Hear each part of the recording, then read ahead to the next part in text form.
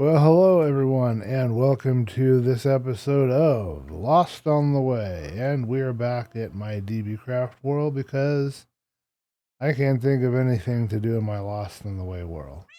And say goodbye to the Grinch skin because it's going to be going away very, very soon. It's time to get into the mood some way or another, force it or something. I'm gonna look for Christmas Magic or Polar Express skin to wear for the holidays.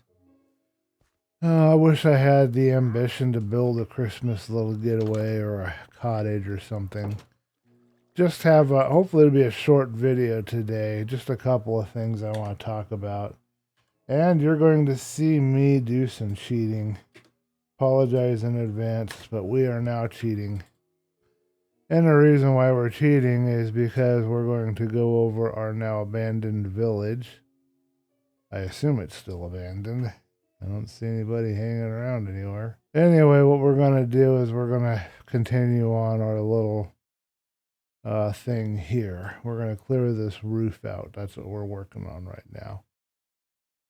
I'm just going to follow this natural curve down and talk at you while I'm doing that. Hey, let's have a little fun with this zombie here. Bunce. Nope.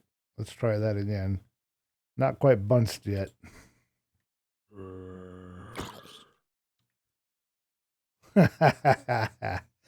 I get great pleasure out of tormenting zombies. Yes, I do. They're the least threatening of all the enemies in this game. Let's see, how was I doing this? Was I going from here and then deciding on the way up? Okay. So what we want to talk about today, folks, is just a real quick, some thoughts that I had. So I can't go into details because it's not very gentlemanly of me, and it's probably not polite to talk about or to say.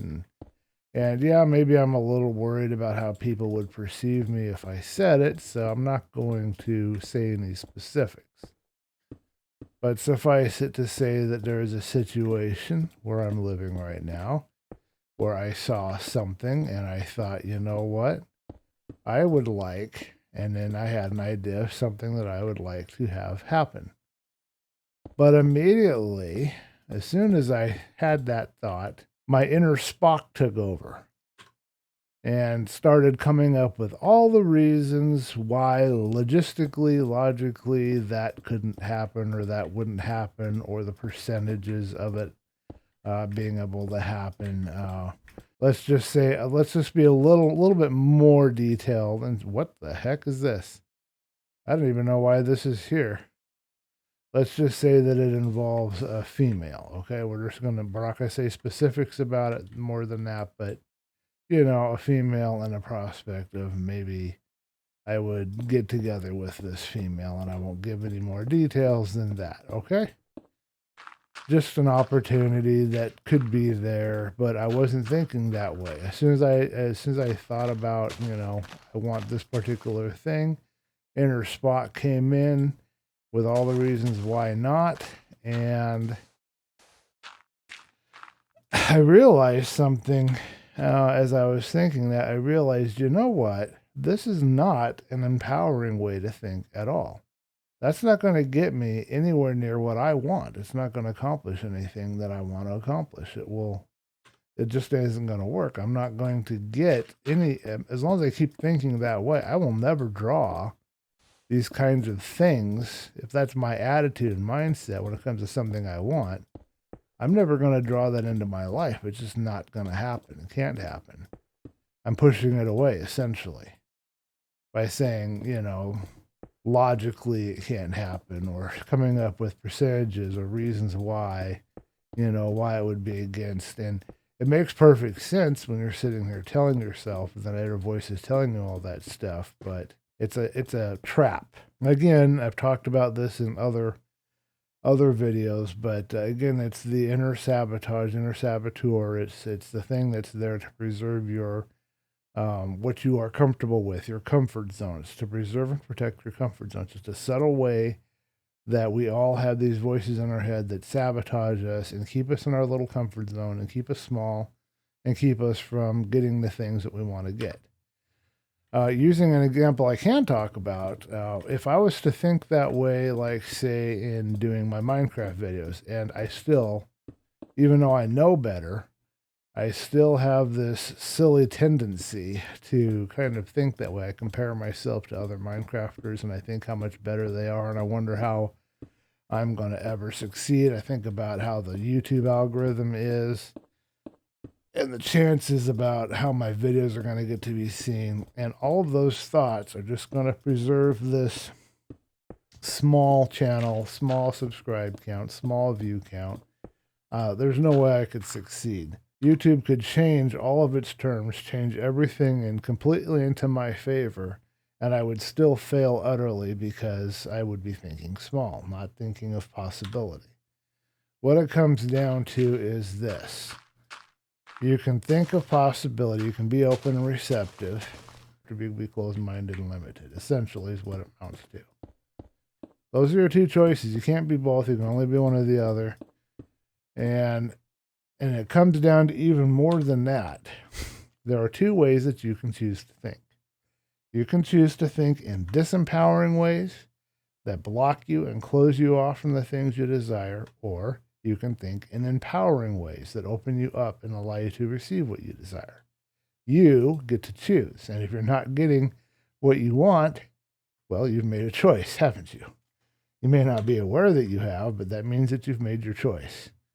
We all get what we ask for, whether we want it or not. That's the old standby saying, and it's very true. We get what we ask for, whether we want it or not. What that means is, at some level of your being, you are not allowing yourself to have something you desire, and if you haven't asked for it, if you close yourself off to it, then you're not going to get it.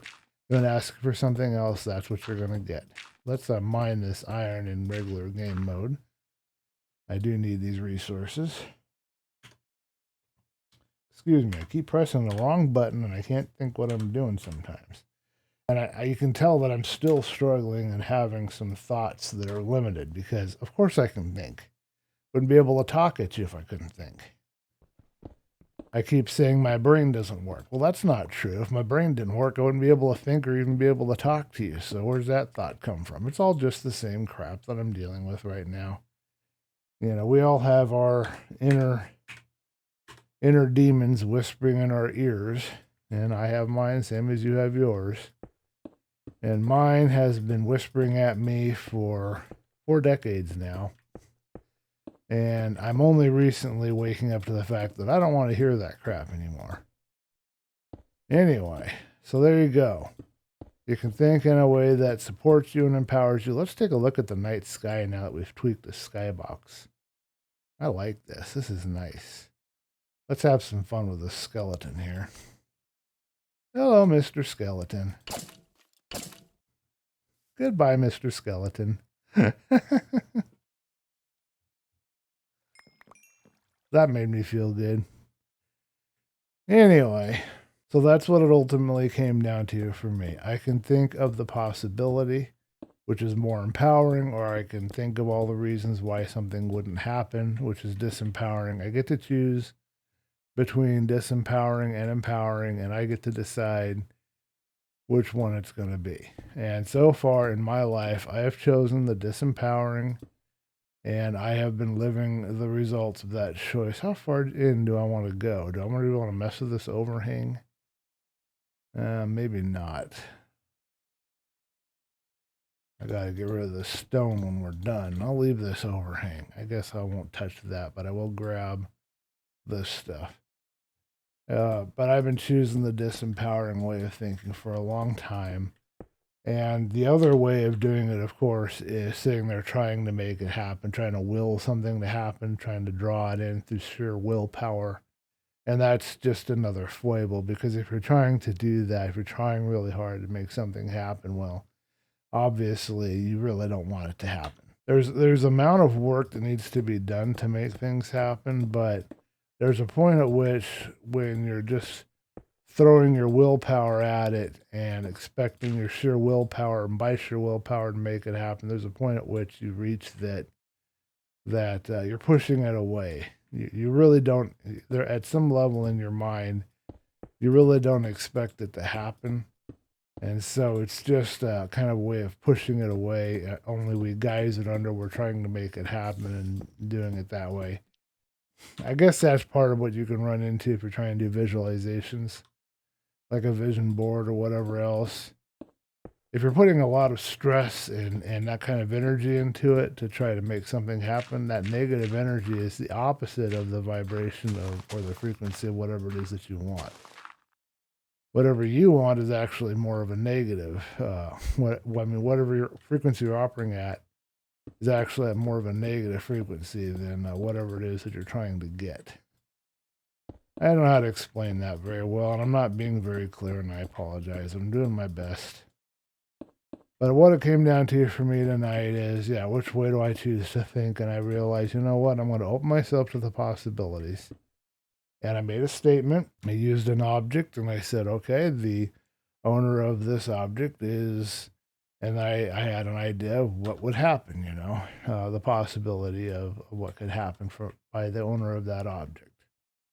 And I'm just going to, every time I think about that, that's what I want to return to. The owner of that object is going to do the thing that I want them to do. And I'm not putting any more effort into it than that. I mean, and if they happen to show up or I meet them or whatever, I'll do the groundwork there. I'll do all natural work that comes within all work that comes with the natural flow. But I am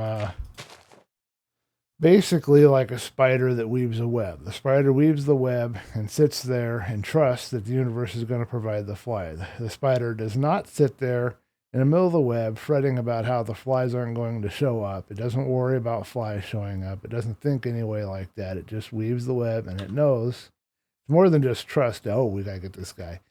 It knows that oh, shoot, I killed it.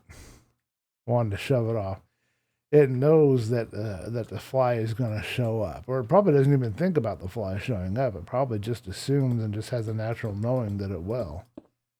I mean, I don't entirely know what a spider's thinking, but that's kind of my analogy for this process of waiting, not trying to make it happen, absolute trust. You've done the work, you've laid the groundwork, that's all you do. You leave the rest of the universe. You don't worry about the how. I mean, you don't worry about the logic. You don't worry about how things are going to happen. You don't worry about the specifics. You lay the general groundwork and you leave the rest of the universe. That's the process. So that's what I'm doing tonight, and I'm encouraging you to do the same for whatever it is that you wish to have show up for you during this holiday season, however you celebrate it or do not celebrate it. And that's basically all I had to talk about. We're about done here, so we will wrap and close this out. If you have any comments about anything that I've said, go ahead and post it below. I'm curious to hear your thoughts.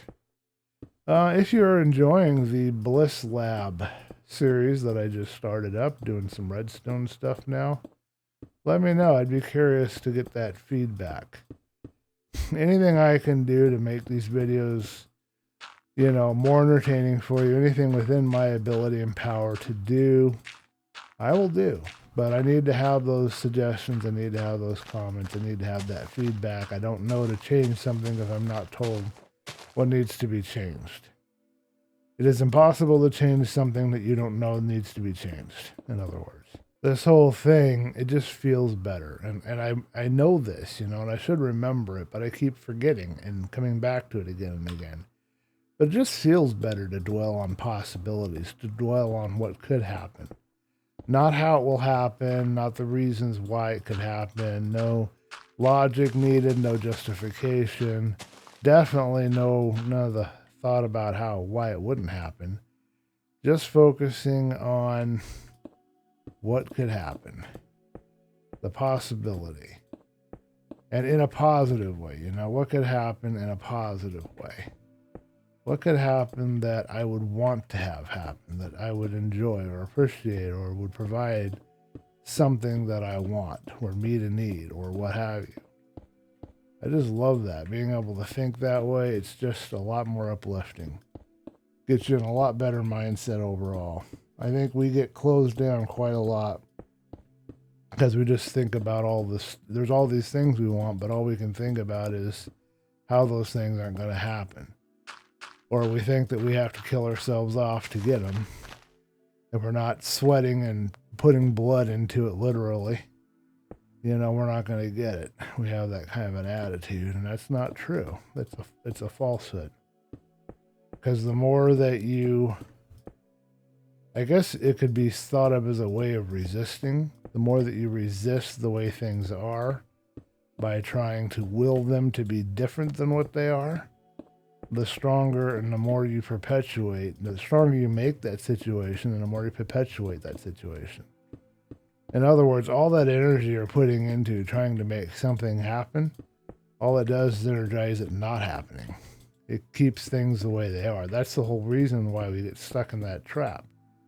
Because it's to perpetuate and to protect us. To perpetuate the thing that we don't want, even though we're saying that we want it and we're saying that we're working at it, it's actually perpetuating the state that we don't want. Perpetuating things staying the same and preserving that safe zone for us. It's just a protection mechanism. It's just to keep us in what's safe, what's familiar, what's comfortable. We don't spread our wings. Another good analogy for you. You know, birds are perfectly safe and comfortable when they're born and they grow up in their nest. It's a perfectly wonderful environment for them. What happens when they get bigger and their wings get stronger? What do they have to do? Well, they have to leave. They can't just stay in the nest forever. They can't stay in that nice little safe zone. That's not healthy for them. They're going to end up dying or killing off their parents or just causing all kinds of problems by trying. So they have to leave the nest. And some birds, as I understand it, actually shove their offspring out of the nest. We have the life we're willing to put up with. That's another saying for you. Anyway, I guess we'll cut that off there. I don't know how much further into this I really want to go, to be honest. Let's check on our village. I haven't been there in a while, and things go south sometimes while you're away, I guess. I see green plants. 2 golems, and they're in good shape, but they're just kind of stuck there in that water. Well, it looks like we've got a thriving community. I don't see any issues. I do hear zombies, but I don't see any way for them to get in. Haven't made a hole anywhere or blown anything up yet. Alright, now what about this direction? Are we all done in here, or do we want to go up any higher? Let's grab a little chunk out of here while we're here. I'll clear all that out later. There's some good gravel there I can get some flint out of. We'll leave the ore to get later as well. I think I see another creeper I can try to bunce.